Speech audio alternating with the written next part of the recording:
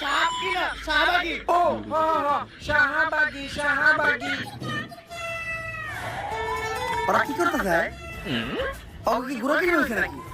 ছোটবেলায় আমার যখন ঘোরা কিনে হইতো তখন আমি ওর মতো গুদগুদি খেলা লাফালাফি করতাম।